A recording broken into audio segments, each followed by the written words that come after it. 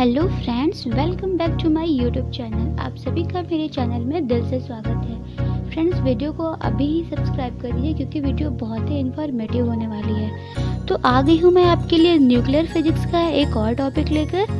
आज का हमारा टॉपिक है collective model of nuclei. Friend, जैसा कि मैंने प्रीवियस वीडियो में आपको लिक्विड ड्रॉप मॉडल के बारे में समझाया और उसकी कुछ कमियां भी आपके सामने लेके आई, तो कलेक्टिव मॉडल कोई अलग सा मॉडल नहीं है, वो भी लिक्विड ड्रॉप मॉडल से ही रिलेटेड है, जिसमें इसके इम्प्रूवमेंट को सामने लेकर इस मॉडल को यूनिफाइड मॉडल भी कहते हैं। फ्रेंड्स, कलेक्टिव मॉडल को समझने के लिए हमें दो टर्म्स को समझना बहुत ही ज़रूरी है, जो कि पहला है लिक्विड ड्रॉप मॉडल और दूसरा है सेल मॉडल। या तो हम ये भी कह सकते हैं कि लिक्विड ड्रॉप मॉडल और सेल मॉडल के एडिशनल टर्म को हम कलेक्टिव मॉडल में पढ़ते हैं। और E equal to E rotational plus E vibrational plus E nucleus. E rotational और ई वाइब्रेशनल हमारे लिक्विड ड्रॉप मॉडल्स के टर्म्स हैं और ई न्यूक्लियस हमारा सेल मॉडल्स के टर्म्स हैं। सेल मॉडल न्यूक्लियस के इंडिपेंडेंट बिहेवियर को एज्यूम करता है और लिक्विड ड्रॉप मॉडल इसका अपोजिट होता है, और कलेक्टिव मॉडल में इन दोनों मॉडल के फीचर को एज्यूम करते हैं। कलेक्टिव मॉडल को अमेरिकन फिजिसिस्ट एच बोहर ने रिप्रेजेंट किया। उन्होंने न्यूक्लियॉन में प्रेजेंट न्यूक्लियाई के मोशन को देखते हुए और उनकी प्रॉपर्टीज़ के बेस पर कलेक्टिव मॉडल को रिलेट किया। Let's talk about nucleus model. Friends, we know that nucleus consist करता है न्यूट्रॉन और प्रोटॉन को, जो कि बहुत छोटे छोटे एलिमेंट्री पार्टिकल से मिलकर बने होते हैं, जिनको हम क्वार्क्स कहते हैं। फ्रेंड्स, क्वार्क्स के ऊपर भी मैंने वीडियो बनाया है, जो कि मेरे न्यूक्लियर फिजिक्स के प्लेलिस्ट पे है, तो आप वहाँ से देख लीजिएगा। न्यूक्लियर फोर्स होने की वजह से न्यूट्रॉन और प्रोटॉन न्यूक्लियस में आपस में कंबाइन रहते हैं।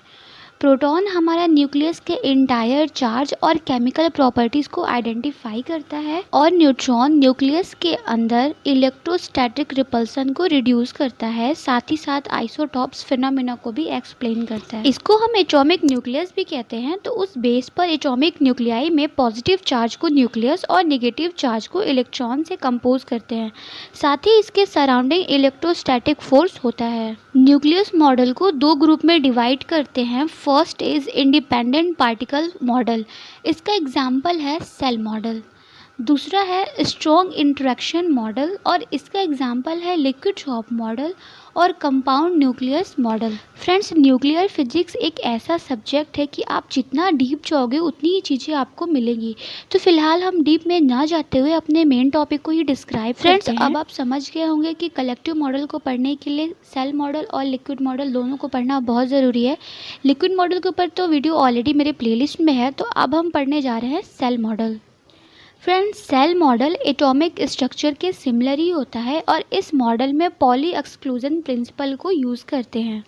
न्यूक्लियस के स्ट्रक्चर को एनर्जी लेवल में डिस्क्राइब करते हुए इस मॉडल को सबसे पहले डिमिट्री ने प्रपोज किया था। सेल मॉडल बेसिकली एटम्स में इलेक्ट्रॉन के अरेंजमेंट को एक्सप्लेन करता है। जैसा कि हम सभी जानते हैं, 4 सेल होते हैं, दैट इज़ KLMN, और इनमें इलेक्ट्रॉन्स होते हैं 2, 8, 18 और 32, जिसको हम कंप्लीट सेल या नोबल गैसेस भी कहते हैं। ये नंबर स्टेबल्स होते हैं, इसलिए इनके आउटर सेल से इलेक्ट्रॉन को निकालते समय हमें एक्स्ट्रा एनर्जी की नीड होती है। पर कुछ सर्टेन नंबर ऑफ इलेक्ट्रॉन भी होते हैं जो इन स्टेबल्स नंबर्स की तरह ही टाइट बॉन्ड बना के रखते हैं। इन नंबर्स को हम मैजिक नंबर कहते हैं, जो कि 2, 8, 20, 28, 50, 82।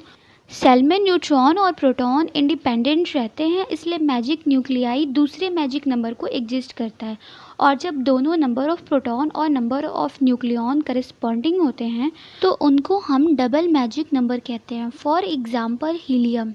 हीलियम में प्रोटॉन की संख्या भी 2 होती है और न्यूट्रॉन की संख्या भी 2 होती है। दोनों केस में 2 नंबर ही मिलते हैं, इसलिए यह हमारा डबल मैजिक नंबर है। हीलियम हमारा नोबल गैस में आता है। अब इन नंबर को मैजिक नंबर ही क्यों कहते हैं? तो फ्रेंड्स, उस टाइम पे यह एक मिस्ट्री थी। इन नंबरों को हमें ज़्यादा एनर्जी देने की ज़रूरत पड़ती थी। ये नंबर उन लोगों के लिए मैजिक की तरह ही काम करती थी, और उसको प्रोनाउंसिएशन करने के लिए मैजिक नंबर बोला गया। सेल मॉडल में हम इन मैजिक नंबर के फीचर्स को ही पढ़ते हैं।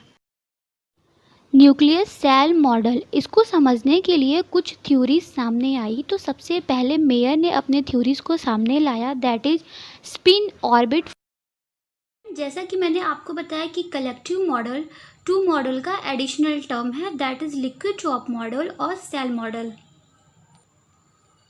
और हम कलेक्टिव मॉडल की टोटल एनर्जी निकालते हैं तो हमारा होता है ई रोटेशनल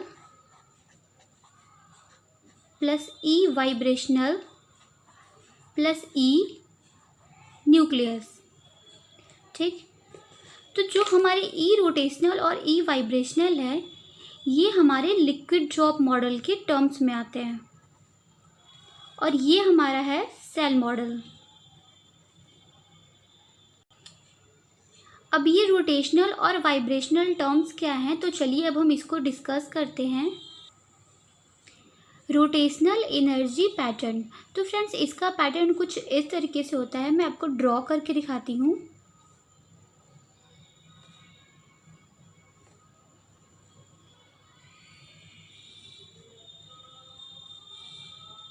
ये सारे इवन नंबर्स होते हैं।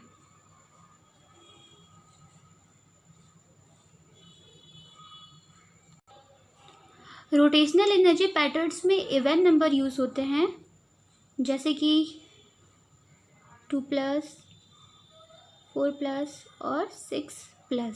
ठीक है, तो ये इनका एनर्जी लेवल पैटर्न होता है। अब हम बात करते हैं इसके फॉर्मूले की, जो कि बहुत ही इम्पॉर्टेंट है। तो इसका फॉर्मूला होता है E rotational equal to H cut का square plus 2i J+1।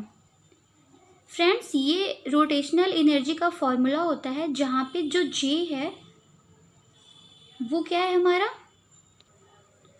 Nuclear spin और I क्या है हमारा मोमेंट ऑफ इनर्शिया। ठीक, बात करते हैं वाइब्रेशनल एनर्जी पैटर्न की। तो फ्रेंड्स ये पैटर्न रोटेशनल एनर्जी के पैटर्न से बिल्कुल डिफरेंट होता है। ये कुछ इस टाइप का होता है। याद रखिएगा इनके बीच की गैपिंग सेम होती है। अगर थोड़ा फिगर में प्रॉब्लम हो तो आप समझ लीजिएगा, इनके बीच का जो डिफरेंस है ना वो सेम है, और इनके बीच का जो डिफरेंस है वो होता है एच कट ओमेगा। ये इनके बीच का डिफरेंस है, और इनके बीच की जो एनर्जी लेवल होती है वो 0 H cut omega, 2 H cut omega, 3 H cut omega, ये इस तरह से इंक्रीज होता जाता है। और इनकी वैल्यूज़ 0+, 2+, 0+, 2+ और 4+। ठीक, और यहाँ क्या हो जाएगा 0+, 2+, 4+, 6+। इस तरीके से ये इंक्रीज होते रहते हैं। फ्रेंड्स इसकी जो एनर्जी आइगन वैल्यू होगी करस्पॉन्डिंग टू हैमिल्टोनियन एच, वो कुछ इस तरीके से होगी E = E0 plus summation n lambda mu plus half h cut omega lambda. Friends इनके डेरिवेशंस मैं सॉल्व नहीं करी, मैं आपको डायरेक्ट फॉर्मूला बता रही हूँ। अगर आपको इनका डेरिवेशन चाहिए होगा तो आप मुझे कमेंट बॉक्स में ज़रूर बोलिएगा। फ्रेंड जैसा कि हम जानते हैं एटॉमिक सेल्स में 2 मोमेंटम होते हैं। पहला होता है स्पिन एंगुलर मोमेंटम और दूसरा होता है orbital angular momentum. Spin angular momentum जो अपनी ही जगह पे घूमे, और ऑर्बिटल एंगुलर मोमेंटम का मतलब जो इसके राउंड राउंड घूमे। ठीक, स्पिन एंगुलर मोमेंटम को हम एस से रिप्रेजेंट करते हैं और ऑर्बिटल एंगुलर मोमेंटम को हम एल से रिप्रेजेंट करते हैं। तो इनका जो रिजल्टेंट एंगुलर मोमेंटम होता है वो होता है J = L + S। ठीक, स्पिन की वैल्यू आप सभी को पता है +½ होती है, तो J को निकालने के लिए इस फॉर्मूले में रखेंगे हम, जैसा कि 4 सेल होते हैं SPDF, और L की वैल्यू होती है 0, 1, 2 और 3। इस बेस पे इस फॉर्मूले में रख के हम J की वैल्यू निकालते हैं। तो फ्रेंड्स अब हम बात करते हैं लिमिटेशन ऑफ सेल मॉडल की। पॉइंट 1 है, it fails to explain the stability of 4 stable nuclei. Shell model stable nuclei की स्थिरता को एक्सप्लेन नहीं कर पाए। फॉर एग्जांपल हाइड्रोजन, किसी भी एलिमेंट का एटॉमिक मास उसके एटॉमिक नंबर के डबल होता है। जैसा कि आप देख सकते हैं हाइड्रोजन का एटॉमिक नंबर 1 है और इसका मास है 2, जो कि स्टेबल न्यूक्लियाई है। इसी तरह सेल मॉडल 4 स्टेबल न्यूक्लियाई को एक्सप्लेन नहीं कर पाया। Point 2, it doesn't predict correct value of nuclei spin for certain nuclei. Shell model nuclear spin की करेक्ट वैल्यू की श्योरिटी नहीं ले पाए। ये कंफर्म थे ही नहीं कि न्यूक्लियाई स्पिन की जो वैल्यू है वो फिक्स रहेगी। Point 3, the magnetic moment is also show some deviation from observed value. जैसा कि हम जानते हैं सेल मॉडल में मैग्नेटिक मोमेंटम होते हैं, तो ये मोमेंटम सिर्फ ऑब्जर्व्ड वैल्यू के ही विचलन को प्रदर्शित कर रहे थे। Point 4, the quadrupole momentum calculated using this model is also not in good agreement. Friends, quadrupole describe करता है effective shape of ellipsoid of nuclear charge distribution. मतलब न्यूक्लियाई के सेल में न्यूक्लियर चार्ज स्फेरिकल सिमेट्रिक है या नहीं, ये क्वाड्रपोल momentum बताता है। क्वाड्रपोल को हम कैपिटल Q से रिप्रेजेंट करते हैं और इसकी वैल्यू पॉजिटिव होती है। तो क्वाड्रपोल मोमेंट की कैलकुलेशन सेल मॉडल को यूज करके भी सहमत नहीं हो पाई। तो friends, this is the main limitation of shell model और इन्हीं लिमिटेशन की वजह से सेल मॉडल फेल हो गया। अगर एग्जाम में आपको पूछता है कि फेलियर ऑफ सेल मॉडल क्या है, तो आप इन चारों लिमिटेशन को as a failures of shell model के रूप में लिख सकते हैं। तो चलिए अब हम बात करते हैं अचीवमेंट ऑफ सेल मॉडल। आखिर सेल मॉडल ने क्या अचीव किया था इसलिए वो इतना पॉपुलर है। तो चलिए इसके कुछ पॉइंट्स को हम पढ़ लेते हैं। It explain the magic number.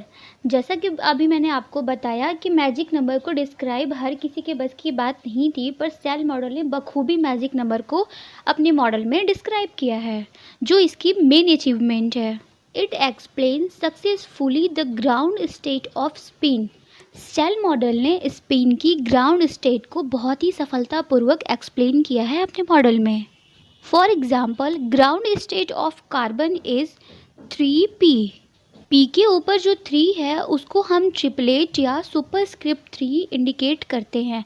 Friends, आपने सुपरस्क्रिप्ट और सबस्क्रिप्ट के बारे में पढ़ा होगा। अगर एलिमेंट के ऊपर कोई वैल्यू ऊपर है तो उसको सुपरस्क्रिप्ट और अगर नीचे है तो उसको सबस्क्रिप्ट एज अ पढ़ते हैं। तो इसकी मल्टीप्लिसिटी 2s+1 होती है। s = 1 और इस फॉर्मूले में हम प्लेस करेंगे तो हमारा आंसर आएगा 3। This spin is due to 2 unpaired electrons as a result of Hund rule. It explains the great stability and high binding energy. Shell model ने न्यूक्लियस के बाइंडिंग एनर्जी को बहुत बखूबी से एक्सप्लेन किया है। साथ ही साथ न्यूक्लियस की स्थिरता को भी बताने में ये सक्षम रहे। It explains the magnetic moment of some nuclei nicely. Shell model nuclei के मैग्नेटिक मोमेंट को भी एक्सप्लेन किया है। फ्रेंड्स, मैग्नेटिक मोमेंट क्या होता है? ये न्यूक्लियस में प्रेजेंट न्यूट्रॉन और प्रोटॉन के स्पिन से अराइज होता है और ये मैग्नेटिक मोमेंट एलिमेंट्स के आइसोटॉप्स टू आइसोटॉप्स तक ही वेरीज करता है। फॉर एग्जांपल, न्यूक्लियस के ग्राउंड स्टेट में प्रोटॉन और न्यूट्रॉन दोनों होते हैं। मान लेते हैं प्रोटॉन और न्यूट्रॉन इवन नंबर्स में है, तो हमारा न्यूक्लियर स्पिन और मैग्नेटिक मोमेंट हमेशा 0 होंगे। और अगर प्रोटॉन और न्यूट्रॉन की संख्या ऑड नंबर है तो न्यूक्लियर स्पिन और मैग्नेटिक मोमेंट दोनों नॉन जीरो होंगे और ये प्रॉपर्टी हमको मिलती है न्यूक्लियर फोर्स से। It explain the phenomenon of nuclear isomerism. Shell model ने न्यूक्लियस के आइसोमेरिज्म को भी बहुत ही अच्छे से एक्सप्लेन किया। Friends, by the definition of isomerism हम ये जानते हैं कि इन एटॉमिक न्यूक्लियस में किसी भी एलिमेंट्स का मास नंबर और एटॉमिक नंबर सेम होता है, पर उनका एक्साइटेशन स्टेट डिफरेंट होता है। और अगर उनका स्टेट हायर हो या मोर देन एक्साइटेशन स्टेट हो तो हम उस स्टेट को मेटा स्टेबल स्टेट कहते हैं, जबकि स्टेबल या अनएक्साइटेड स्टेट को हम ग्राउंड स्टेट कहते हैं। तो न्यूक्लियस के आइसोमेरिज्म प्रॉपर्टीज़ को भी सेल मॉडल ने अपने मॉडल में रिप्रेजेंट किया है। तो friends, I hope so collective model का टोटल ओवरव्यू आपको मिल गया होगा। और अगर आपको वीडियो पसंद आया हो तो प्लीज़ मेरी वीडियो को लाइक कर दीजिएगा और साथ ही साथ मेरे चैनल को सब्सक्राइब कर दीजिएगा, क्योंकि मैं ऐसे ही बहुत से इन्फॉर्मेटिव वीडियो आपके लिए लेकर आती रहूँगी।